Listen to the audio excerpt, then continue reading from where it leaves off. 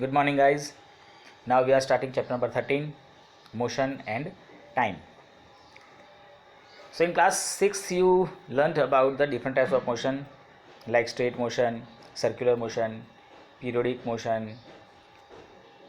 Now we have given here some examples of motion and you have to write down the types of motion. You can do this activity by yourself.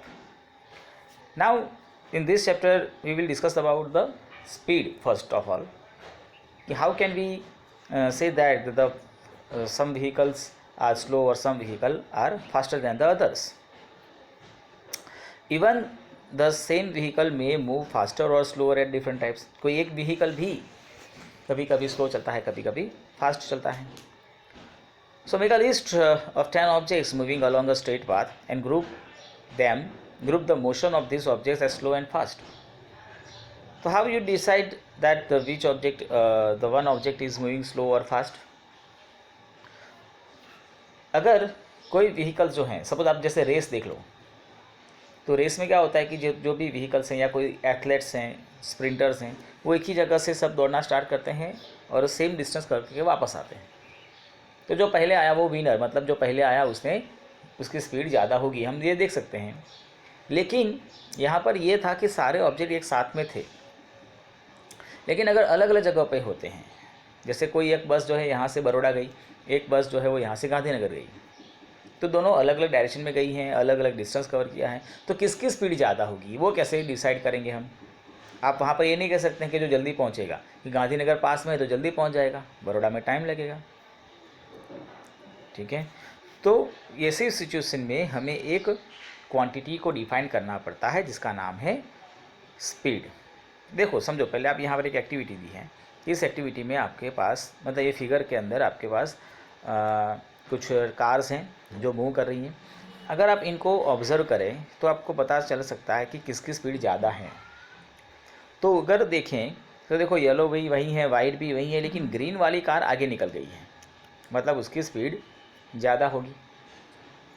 ठीक है, तो यहाँ पर आप सभी साथ में हैं तो you can easily observe that with the speed of this car of green color which has the more speed. लेकिन हर बार ऐसा नहीं होता है, इसलिए हमें स्पीड को डिफाइन करना पड़ा. सो हायर स्पीड का मतलब क्या हुआ, स्पीड ज़्यादा, इसका मतलब क्या हुआ कि कोई एक ऑब्जेक्ट जो है वो कम समय में ज़्यादा डिस्टेंस कवर कर रहा है. It covers the more distance in shorter time, तो हम उसको कहते हैं उसकी स्पीड ज़्यादा है. So the most convenient way to find out which of the two or more object is moving faster is to compare the distance moved by them in unit time. तो आपको क्या करना है, आपको इस तरह से दोनों को साथ में रखकर देखने की ज़रूरत नहीं है. आपको ये देखना है कि उसने कितना डिस्टेंस कवर किया है कितने समय में, तो आपको उसकी स्पीड मिल जाएगी. जैसे कि आपके पास दो बसेस हैं, they have travelled some distance in 1 hour, तो we can tell which one is faster. Suppose किसी एक ने 1 आवर में 50 किलोमीटर डिस्टेंस कवर किया है और दूसरी ने 60 किलोमीटर डिस्टेंस कवर किया है.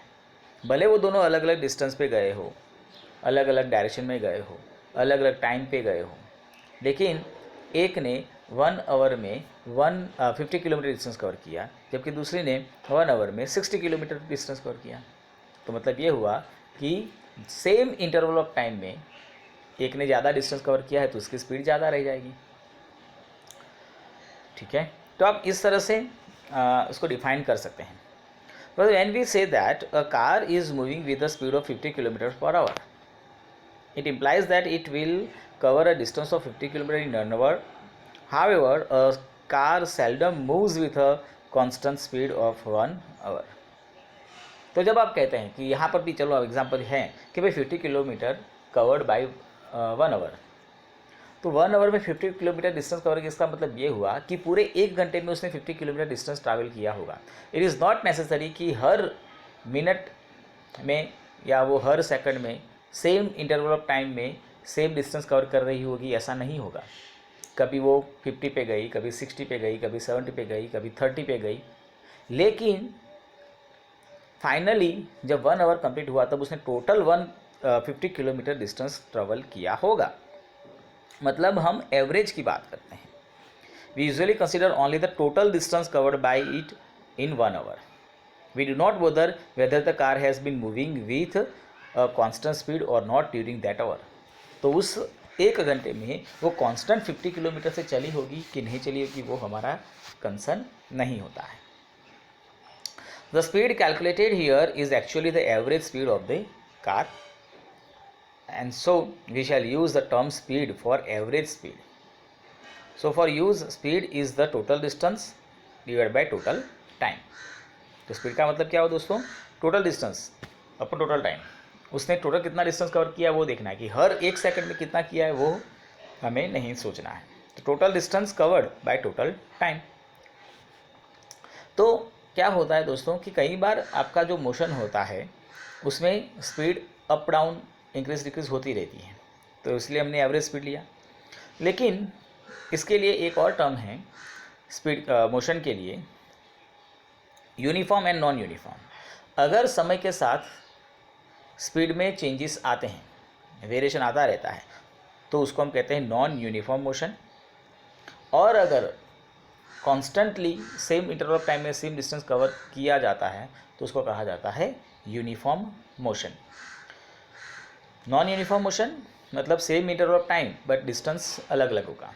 यूनिफॉर्म मोशन मतलब same interval of time and distance भी सेम रहेगा, तो उसको हम कहते हैं यूनिफॉर्म मोशन. तो इस तरह से यहाँ पर आपका एक जो टॉपिक है मोशन का, स्पीड, वो ख़त्म होता है. दूसरा है दोस्तों टाइम. अब आप टाइम कैसे मेज़र करेंगे? तो टाइम के लिए आपके पास क्लॉक हैं, वॉच हैं, रिस्ट वॉच होगी, वॉल क्लॉक होगी. इससे आप देख सकते हैं टाइमिंग क्या होता है. ठीक है. लेकिन पहले के ज़माने में ऐसा नहीं था, तो वो उनको फिर अलग अलग नेचर के इंसिडेंट्स के ऊपर ध्यान रखना पड़ता था. जैसे मॉर्निंग सनराइज़ से लेकर दूसरे सनराइज़ तक का एक दिन वो कंसिडर करते थे, या तो फिर फुल मून डे से फुल मून डे, या न्यू मून डे से न्यू मून डे, या फुल मून डे से न्यू मून डे. इस तरह के 15 दिन, महीना, या तो फिर कुछ सीज़न से इस विंटर से नेक्स्ट विंटर तक का 1 साल. इस तरह से वो अपने नेचर के ऊपर डिपेंडेंट थे. So often we need to measure interval of time which are much shorter than a day. तो क्लॉक और watches are perhaps the most common time measuring device. तो आपके पास आपको ज़रूरी थोड़ी ना कि आज सुबह से लेकर कल सुबह तक ही चाहिए. आपको 1 घंटे का, 1 आवर का, हाफ आवर का, कुछ मिनट्स का अगर टाइम मेज़र करना है या फाइंड करना है तो आपके पास क्लॉक्स हैं, वॉच हैं, रिस्ट वॉच हैं, इससे आप देख सकते हैं. तो working of clock is rather complex, हमें वो नहीं देखना है, but all of them make use of some periodic motion, and one of the most well known periodic motion is that of a simple pendulum. तो ये जो wall clock के नीचे जो आपको दिख रहा है उसको हम कहते हैं pendulum. This one is known as pendulum. आपने देखा होगा शायद उसको. फिर ये टेबल क्लॉक हैं, ये डिजिट क्लॉक आजकल अवेलेबल हैं. तो हम पहले देखेंगे पेंडुलम. देखो ये पेंडुलम क्या है. तो simple pendulum we have given here. एक थ्रेड को एक बॉब से बांधकर हमने इस तरह से हॉरिजॉन्टल लटकाया हुआ है. अब इसको हम बोलते हैं मेटालिक. ये जो मेटालिक बॉल आपको जो दिख रही है उसको हम कहते हैं बॉब. ये तो इसको हम क्या करेंगे, ये रिस्ट पोजीशन पर था, हमने उसको एक साइड थोड़ा खींचा फिर छोड़ दिया, तो वो इस तरह से मोशन करता रहेगा. ठीक है. तो ये बन गया आपका pendulum. So see guys, figure number 13.4a shows the pendulum at its rest or mean position. When the bob of pendulum is released after taking it slightly to one side, it begins to move to and fro. तो इस तरह से आसपास movement करने लगेगा. And the to and fro of a simple pendulum is an example of periodic or an oscillatory motion.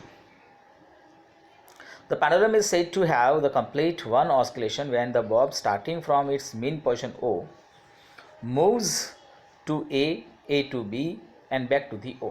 मतलब अगर आप यहाँ पे देखें कि ये जो आपका बॉब है उसने यहाँ से स्टार्ट किया O से, ठीक है, फिर वो जाएगा O to A, then A to B, then B to again O, तब जाकर उसका वन ऑस्किलेशन कंप्लीट होता है.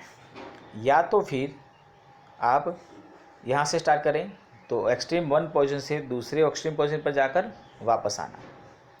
या तो फिर यहाँ से इस तरफ गया फिर वापस आया। तो ये जो होता है उसको हम कहते हैं complete one oscillation. And the time taken by pendulum to complete one oscillation is called time period. तो यहाँ से सपोज हमने ओ से स्टार्ट किया, तो ओ से A to B, B to again O, यहाँ तक के लिए उसने जितना टाइम लिया होगा वो होता है हमारे लिए टाइम पीरियड। तो आपको क्या करना है दोस्तों, इस तरह से एक एक्टिविटी करनी है। उस एक्टिविटी में आपको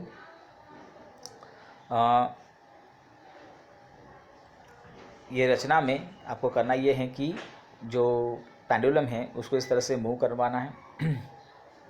आपको एक जैसे गिन लो कि भाई कितने आपको पेंडुलम 20 ऑस्किलेशंस काउंट करने हैं। क्या करना है, 20 ऑस्किलेशंस काउंट करने हैं। और उन 20 ऑस्किलेशंस के लिए कितना टाइम पीरियड होता है वो आप नोट डाउन कर लो। और ये एक्टिविटी आप 3-4 बार करें, ठीक है। 20 ऑस्किलेशंस के लिए कितना सेकंड्स होती है वो गिने आप, 1 2 3, इस तरह से 20 ऑस्किलेशन होने चाहिए। और इसके लिए आपको स्टॉप वॉच का यूज़ कर सकते हो, या आपके पास तो वो जो मोबाइल्स के अंदर तो ये सब अवेलेबल होता है, उससे आप टाइम मेज़र कर सकते हो। आपका जो ये थ्रेड होता है उसकी लेंथ आपको 100 मीटर रखनी है, ठीक है, इस एक्टिविटी के दरमियान। और फिर जो भी आपके रिजल्ट्स आते हैं वो आप यहाँ पर रखते जाए। जैसे यहाँ पे 42 सेकंड्स दिया, आपके पास जो भी आएगा वो आप लिखते जाएं और उस आंसर को 20 से डिवाइड करते जाएं। अब 20 ऑस्किलेशन के लिए सपोज आपको 42 सेकंड्स हुए, तो 1 सेकंड के लिए कितना हुआ होगा, तो 42 डिवाइड बाई 20 मतलब 2.1 सेकंड में उसने एक ऑस्किलेशन कंप्लीट किया होगा। आप वही टेक्निक, वही मेथड से ये एक्टिविटी 3-4 बार करें और आपके आंसर देखो तो नॉर्मली वो सिमिलर आएंगे, मतलब 2.1 के आसपास में ही आएंगे। तो ये आपका एक सिंपल पेंडुलम था। और फिर जो नेक्स्ट रहेगा आपका वो रहता है unit of time and speed. So the basic unit of time is a second and symbol is S।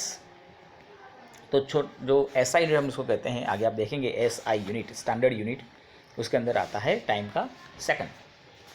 And आप आगे देखेंगे कि इससे बड़े यूनिट भी हमारे पास है, हमने डिफाइन किए हैं, जैसे मिनट हैं, आवर हैं। And you already know how this units are related to one another, मतलब कि 1 hour is equal to 60 minutes, 1 minute is equal to 60 seconds and 1 hour is equal to 3600 seconds. अब speed का देखें तो speed का क्या होगा, तो स्पीड क्या था, डिस्टेंस अपॉन टाइम था। डिस्टेंस का यूनिट होता है मीटर और टाइम का हमने लिया सेकंड, तो इसका यूनिट बनता है मीटर पर सेकंड। बट इसके लिए भी हमने बड़े यूनिट्स कुछ डिफाइन किए हैं, जैसे कि भाई मीटर पर सेकंड हैं तो उसके बड़ा हो सकता है metre per minute, kilometre per hour, kilometre per minute वगैरह वगैरह। And you must remember that the symbol of the units are written in singular, मतलब you can not write kilometres, 50 kilometres नहीं लिख सकते अपन, 50 किलोमीटर ही लिखना पड़ेगा, ठीक है। So different unit of time are used depending on the need. For example, it is convenient to express your age in the years।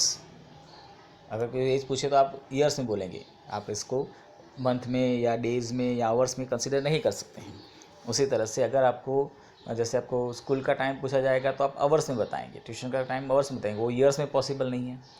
तो अलग अलग यूनिट्स को हमने डिफाइन किया है हमारे कन्वीनियंस के हिसाब से।